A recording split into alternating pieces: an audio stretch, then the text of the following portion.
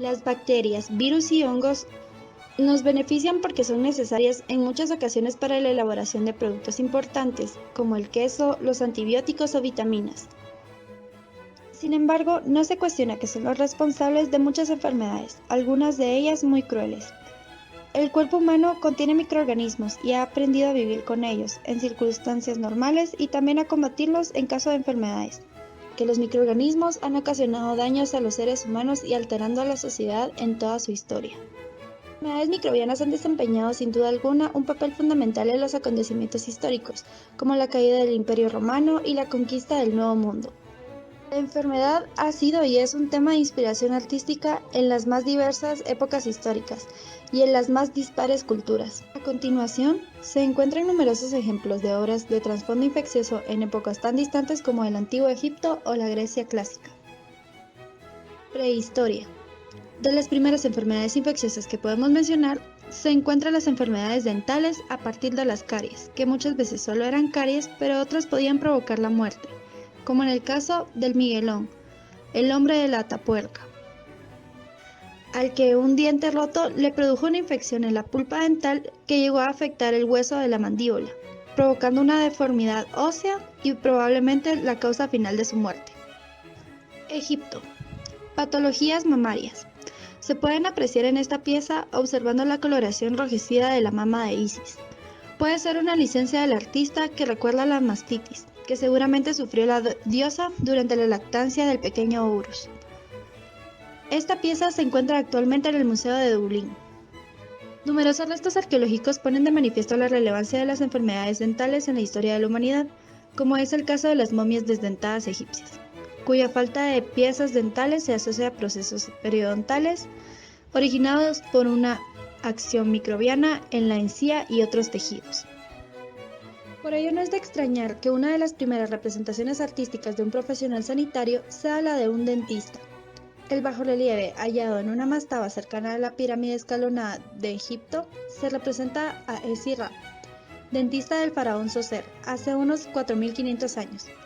El bajorrelieve se puede observar también una amplia muestra del diverso instrumental empleado por los médicos de esa época.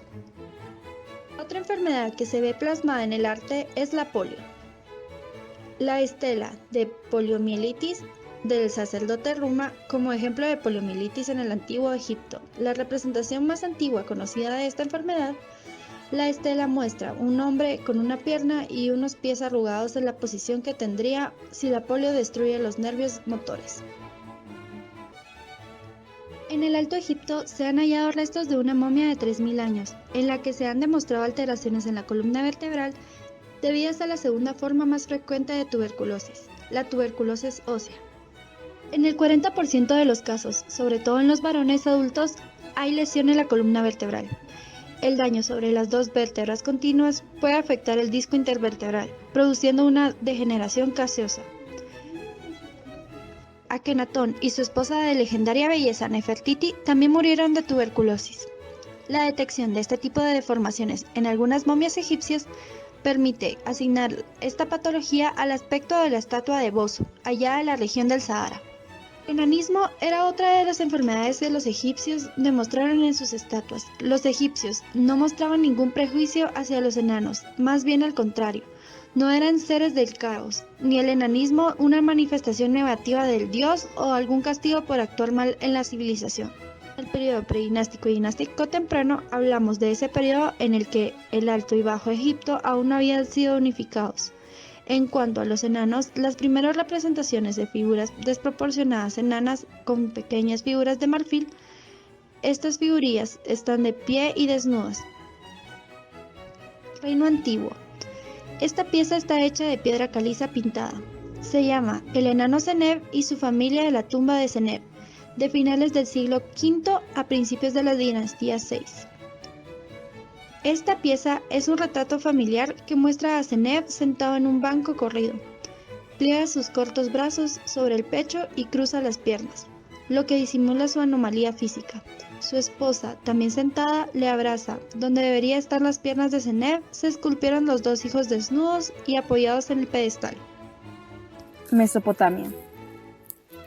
En la Mesopotamia se dieron los primeros brotes de viruela hacia el siglo V a.C., concretamente durante el asedio al Seleucia y afectó de relleno al Imperio Romano, matando a más de 5 millones de personas. Para los médicos mesopotámicos, creían que las enfermedades eran causadas por castigo de los dioses. Las primeras escrituras de la medicina mesopotámica fueron grabadas en tablillas. Estos eran escritos de una receta que tenía una mezcla de medicina y magia. Las tablillas estaban hechas de barro. Grecia. La epidemia devastadora de Atenas se dio en el año 430 a.C. Se perdió más de un tercio de la población de aquel entonces. Padecían fiebre, dolores de cabeza, molestias estomacales, fatiga y usualmente vómitos constantes. El síndrome de Tucídides se sucedió por primera vez en los años 430 a.C., durante la guerra del Peloponeso. Etruscos. Los primeros indicios informales del fatalismo etrusco y de los de Saecula se presentan considerando que los dioses son responsables por toda la fortuna de los mortales, en el bien o en la enfermedad. Surge la idea de los plazos prefijados para los hombres y los estados. Esta doctrina está plasmada en los Libri Fatales, vida de los humanos y vida de los estados, y los Libri Acherontici, la vida de ultratumba. La peste antonina en el Imperio Romano, ocurría a finales del siglo II durante el gobierno del emperador Marco Aurelio. Su descripción califica perfectamente como una pandemia. Entre sus efectos se destacó su carácter global debido a que afectó múltiples dimensiones del mundo romano. Se estima que la tasa de mortalidad estuvo en un rango de 5 a 15% de la población de la época, lo que significó unos 5 millones de muertos aproximadamente. Del mismo modo, la evidencia nos permite señalar que se trató de una pandemia asociada a la viruela. Su impacto en toda la sociedad hizo concluir una época de oro y dio paso al caótico siglo III.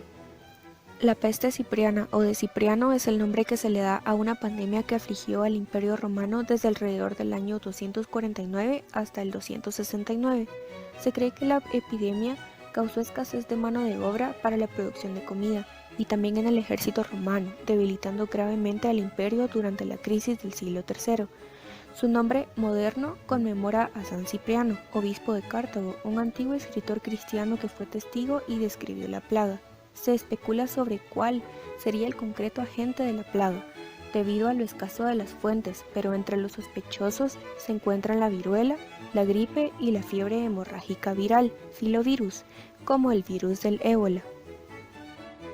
La plaga de Justiniano fue una epidemia que afectó al Imperio Romano de Oriente o Imperio Bizantino, incluyendo la ciudad de Constantinopla y otras partes de Europa, Asia y África entre los años 541 y 549.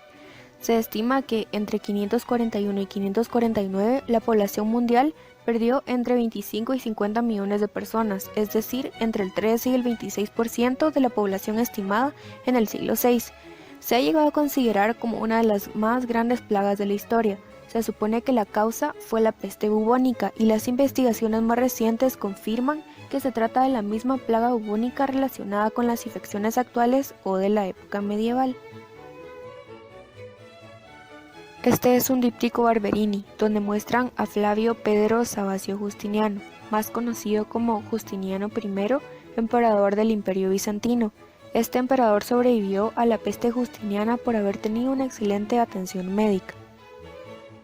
La lepra, la enfermedad maldita, es una de las enfermedades que más reflejo tiene en el arte. Es una enfermedad que afecta fundamentalmente a la piel y al tejido nervioso, aunque puede llegar a afectar al cartílago y al hueso también. A pesar de su estigma social y fama de altamente contagiosa, en realidad es una enfermedad poco contagiosa que requiere contacto continuo con los enfermos para poder ser transmitida. Incluso en la forma menos grave, la cantidad de bacterias presentes es tan baja que puede considerarse prácticamente no contagiosa. Estas llamativas lesiones son una constante en las representaciones pictóricas de la enfermedad y se observan en multitud de obras de diferentes épocas. Una de las representaciones artísticas más antiguas data del siglo XII y se encuentra en los mosaicos de la Catedral de Monreale, que muestran leprosos cubiertos de manchas pardas correspondientes a las lesiones cutáneas granulomatosas. Dicho mosaico es llamado Jesús sanando a un leproso. Islámico. La edad de oro del islámico duró del siglo VIII al siglo XIII. En este tiempo se desarrolla la medicina islámica o medicina árabe. Las traducciones al latín del siglo 12 de obras médicas escritas en árabe han tenido una influencia significativa en el desarrollo de la medicina moderna.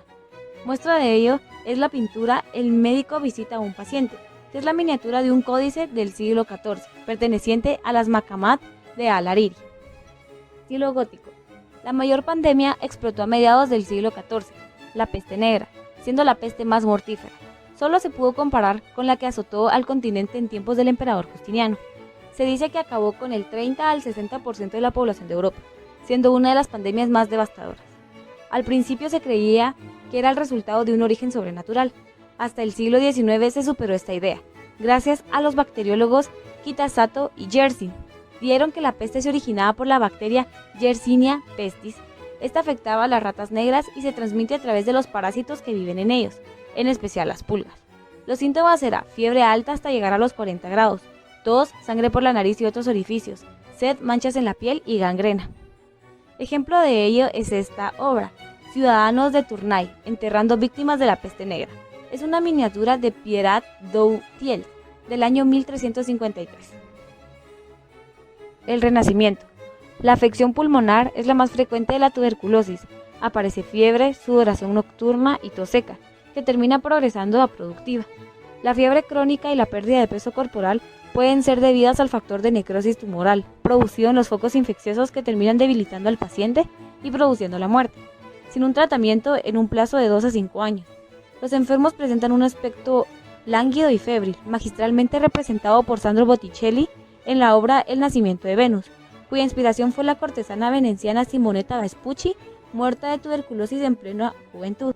La poliomielitis es otra de las enfermedades que ya aparece reseñada en el arte del antiguo Egipto, y la cual ya se había abordado con anterioridad. En la mayoría de los casos, la polio es asintomática y no se asocia con el sistema nervioso central. Sin embargo, en 1 de cada 500 casos, el virus alcanza la médula espinal, provocando la destrucción de las neuronas motoras. La consecuencia es una parálisis que afecta en su mayor parte a los músculos de las extremidades, principalmente los inferiores. Se produce una atrofia muscular. Esto puede ver representado en el fresco pintado por Tommaso di Ser Giovanni di Monte Casai, llamado San Pedro, curando a los enfermos con su sombra, en 1425, en el que se muestran secuelas paralíticas de la polio. Este fresco es un documento que no solo nos sorprende por la fidelidad de la representación de las secuelas de la polio, sino que también ofrece una imagen de la realidad de la época y de los diferentes artilugios mecánicos que los enfermos utilizaban para sus desplazamientos, como los trípodes que sujeta al hombre deformado. Al igual que el resto de los minusválidos, los poliomielíticos solo podían vivir de la caridad. La gangrena se produce como consecuencia de la pérdida de riego sanguíneo en algún tejido corporal blando como consecuencia de un traumatismo o una infección. Existen multitud de obras pictóricas que ilustran signos fácilmente interpretables con alguna de las formas de la gangrena. Una de ellas es Milagros de los santos médicos Cosme y Damián, que se le atribuye a Fernando del Rincón Figueroa en 1510. En este caso, los santos, vestidos con sus mejores atuendos de médicos académicos, realizan la implantación de la pierna de un esclavo negro a un noble, tras sufrir la amputación por gangrena. En la obra también se puede notar cómo el esclavo negro se encuentra tirado en el suelo con la pierna enferma del noble. Negrismo. Los ejemplos de representación de enfermedades son escasos, pues el ideal de belleza, armonía y perfección formal son propias de esta época del arte, haciendo que los autores rehuyeran de estas imágenes. Con todo, no están ausentes. Vemos por ejemplo que Rafael Sanzio d'Urbino, 1483 a 1520, una de sus máximas obras exponentes es Transfiguración. El barroco.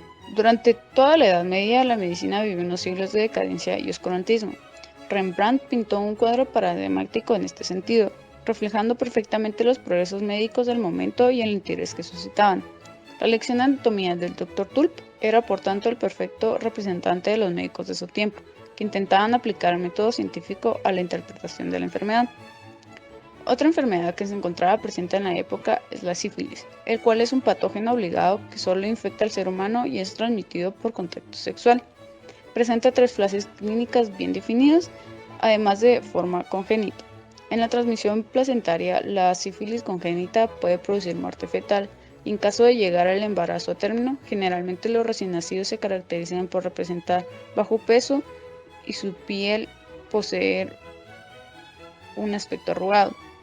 Asimismo, si sobrevive del año, comienza a tener osteocondritis y periostititis. Pueden producir deformidades en la cara y en los huesos largos. La deformación más característica es la nariz sencilla de montar, la prominencia frontal y las ragades peribucales se observan con más nitidez en la edad adulta. Ejemplo de ello es el retrato de Gerard de Lairize, pintado por Rembrandt. El retrato se puede observar con claridad las secuelas de la sífilis congénita que padecía, la nariz sencilla de montar, protuberancia craneal frontal y ragades peribucales. La Gran Peste de Marsella de 1720 fue el último brote de peste en Francia, causando entre 34.000 a 40.000 muertes de un total de 90.000 habitantes. Una de las características de esta enfermedad eran los bubones. Los bubones son inflamaciones en los nodos linfáticos.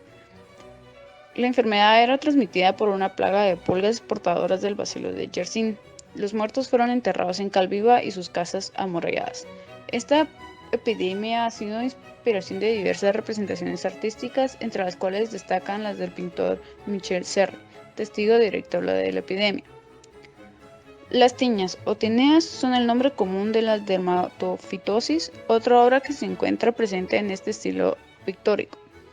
Las tiñas son un tipo de infecciones fúngicas superficiales causadas por hongos dermatófitos que afectan a la epidermis y sus anexos. Las locaciones más frecuentes son uñas, plantas y espacios interdigitales de pies y cuero cabelludo, aunque puede afectar a cualquier zona de piel lampiña.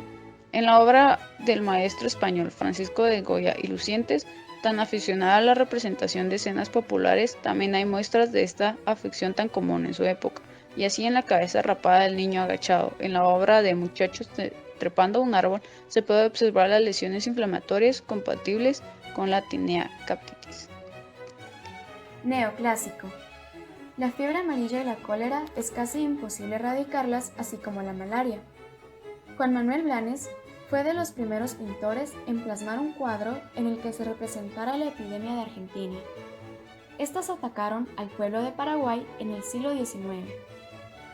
Uno de los representantes en España fue el valenciano Mariano Salvador Maella, que aprendió de su mentor, el pintor bohemio Antón Rafael Mengs, que en su obra Muerte de Beato Gaspar Bono representa a un hombre afecto de una parálisis de las extremidades inferiores. Romanticismo. La plaga blanca, enfermedad de moda del romanticismo. La tuberculosis fue fuente de inspiración entre los círculos bohemios de Europa, entre finales del siglo XVIII y la primera mitad del siglo XIX. Padecerla era la forma más bella de morir. En la actualidad, cada año la enfermedad termina con la vida de 3 millones de personas en el planeta. El primer romántico, que constituye además su cima absoluta, aún habiendo aparecido antes de tiempo, es Shakespeare, que por eso ha sido instituido santo patrón de la modernidad. Realismo. La tuberculosis fue también una enfermedad abordada en el realismo. Una dramática representación del estado de consunción al que se puede llegar con la tuberculosis puede verse en la obra Primera y Última Comunión, del pintor venezolano Cristóbal Rojas, en la que la niña enferma muestra en su rostro los signos de tuberculosis en estado terminal, yace caquéctica y devastada. El flujo migratorio del campesinado hacia las ciudades en busca de trabajo y la revolución industrial acarrean problemas de hacinamiento, pobreza, jornadas de trabajo interminables, viviendas en condiciones insalubres de humedad y falta de ventilación. Todos ellos factores propicios para la propagación de gérmenes. La miseria, otra obra de Cristóbal Rojas, aquejado él mismo de tuberculosis, refleja como nadie el aspecto social de la enfermedad, su relación con la pobreza y las duras condiciones de vida durante los últimos años del siglo XIX. Samuel Luke Fields pinta al doctor en 1891, utilizado por la American Medical Association en una campaña contra la propuesta del presidente Harry S. Truman de nacionalizar la atención médica. El médico, en primer plano, reflexiona sobre la causa que aflige a la paciente, una niña probablemente víctima de alguna de las terribles enfermedades febriles infecciosas incurables en la era preantibiótica.